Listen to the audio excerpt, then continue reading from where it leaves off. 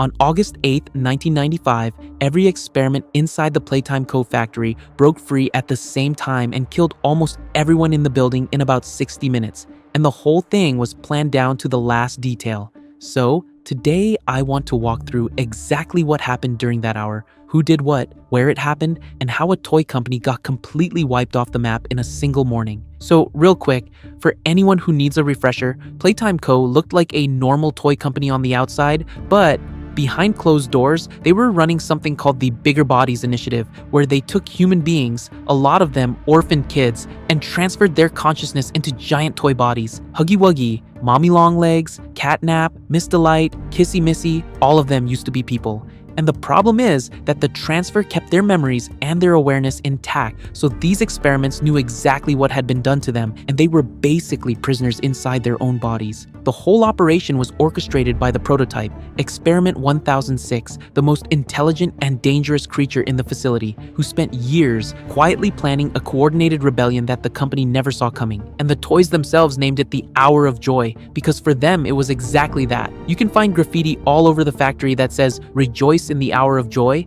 and Catnap literally built a religion around the prototype because of this event. So yeah, for the humans it was a massacre, for the experiments it was liberation, and that contrast is kind of the whole point of the name. Alright, so let's get into the actual timeline because this is where it gets really interesting. At 10:45 a.m., so about 15 minutes before everything goes completely sideways, Kissy Missy is being transported to Playcare on the internal train.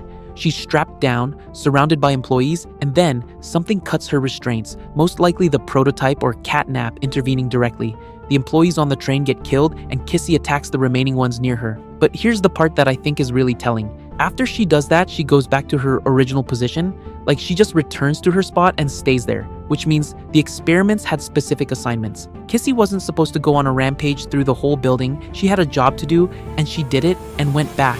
That kind of discipline from these creatures is honestly more unsettling than the violence itself, because it means someone thought this through very carefully. For the next 15 minutes between 10:45 and 11, the factory is still running normally. Employees are walking through the lobby going about their day, and the CCTV footage that Poppy shows you in Chapter 3 captures this perfectly. You can see workers casually strolling around with Huggy Wuggy standing right there in the middle of the room in his statue pose, just smiling at everybody, and nobody thinks twice about it because that's what Huggy does. He stands there. It's his whole thing. Except in about 15 minutes, that smile is going to mean something very different. 11 a.m. and it all starts. The CCTV footage shows it.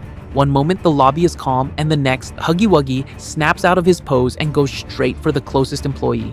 There's no sound on the security cameras, so you're watching this happen in total silence, which honestly makes it harder to watch. Huggy starts biting heads off, and the remaining employees scatter toward the Make-A-Friend room hallway, but he's fast, way too fast for how big he is. This is also probably when scientist number 4 gets killed. If you don't know who that is, in Chapter 1, there's a VHS tape you can find near the Poppy area called the Final Log, and it's a recording made by one of the scientists who worked directly on the Bigger Bodies Initiative, including the prototype and Huggy Wuggy. The tape was recorded during the Hour of Joy itself. You can hear screaming and alarms in the background, while this guy is desperately trying to make one last documentation entry about the prototype instead of running for his life. He literally dies mid-sentence, still insisting they shouldn't give up on their research. I don't know if that's dedication or denial, but it's one of the more haunting audio logs in the whole franchise. And while Huggy is clearing out the lobby, the attack is hitting every other part of the factory at the same time. The CCTV cuts to the game station where Mommy Longlegs is already in the middle of it. She grabs one employee and tears him in half with those arms, and then starts lifting others up to the ceiling and just dropping them. At another location, a guy trips while running and gets completely swarmed by mini Huggies and ruined critters. Those little things that seem harmless on their own, but in a group, they just pile on and you're done. Over at the school, Miss Delight and her sisters are chasing a man down a hallway, and they corner him in a classroom. And the fact that Miss Delight shows up intact in this footage matters because whatever damage she has in the actual game happened later during the years of isolation. On this day, she was fully functional. Then, Boxy Boo shows up, and this part is genuinely hard to watch. The CCTV shows him chomping an employee in half in a hallway and lunging at another one off screen. And then we get to Catnap in Play Care, and the energy completely shifts. Catnap is walking through the middle of the room, and there are bodies everywhere already. He picks up an injured employee who's still alive and just tosses him into the stairs of the counselor's office. And the way he moves through that space, slowly looking around, it feels less like an attack and more like he's checking his work, which makes sense if you think about who Catnap is and what the prototype means to him. This was probably the most important moment of his life, and he was taking it seriously. Meanwhile, down in the prison area called the Shelf, experiments like Yarnaby and Doughy the Doman are doing the same thing to employees down there, and Huggy Wuggy shows up in that section too, which means he was moving between floors during all of this. And all of that is just what the cameras caught.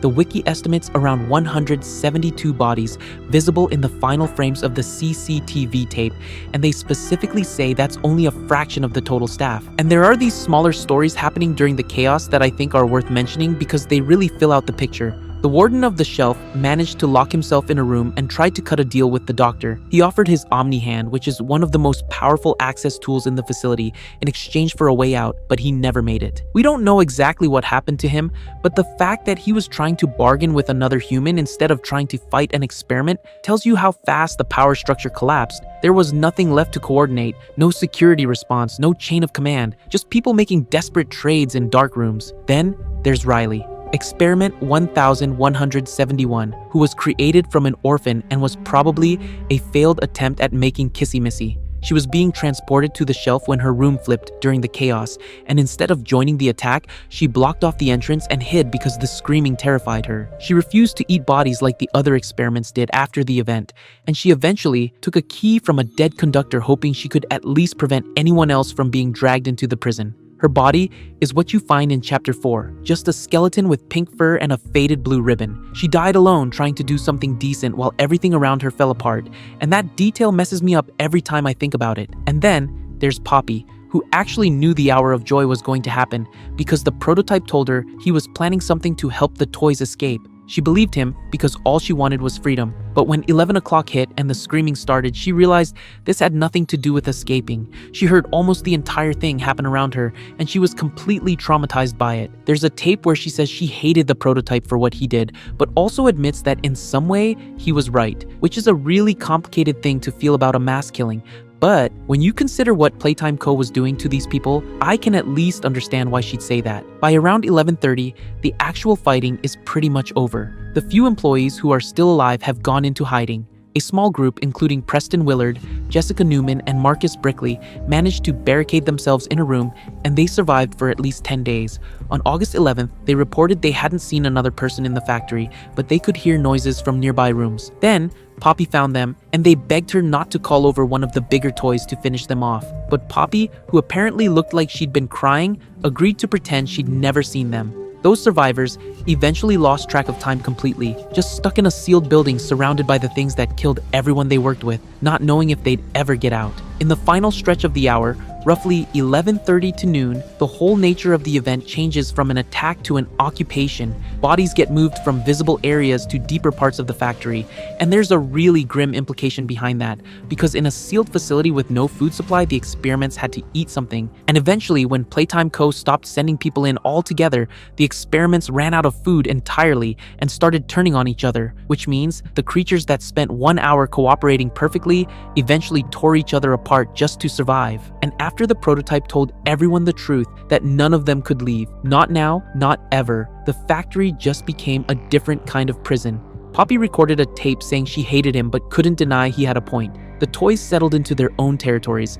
Catnap turned the whole thing into a religion, and the factory sat there sealed and rotting for the next 10 years while the outside world just kind of forgot about it. And then, in 2005, 10 years after the massacre, an ex-employee of Playtime Company receives something unexpected in the mail, a letter and a VHS tape. The letter is written with weird childlike misspellings, and it says that the missing employees are still here inside the factory, and it tells the player to come back and find the flower. Now, this person actually worked at Playtime Company during the time of the Hour of Joy, but they didn't show up to work that day. They called in sick, so they missed the whole thing, and for 10 years, they just avoided the factory entirely entirely until this letter arrived and pulled them back in. Nobody knows for sure who actually sent the letter.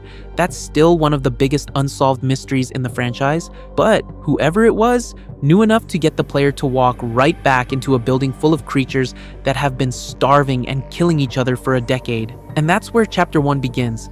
That's where the game starts. You walk through those doors in 2005 and everything you find in there, every broken hallway, every body slumped in a corner, every creature hunting you through the dark, all of it goes back to what happened during those 60 minutes on August 8th, 1995. The Hour of Joy is the reason that factory looks the way it does and the reason nothing inside it will ever let you leave.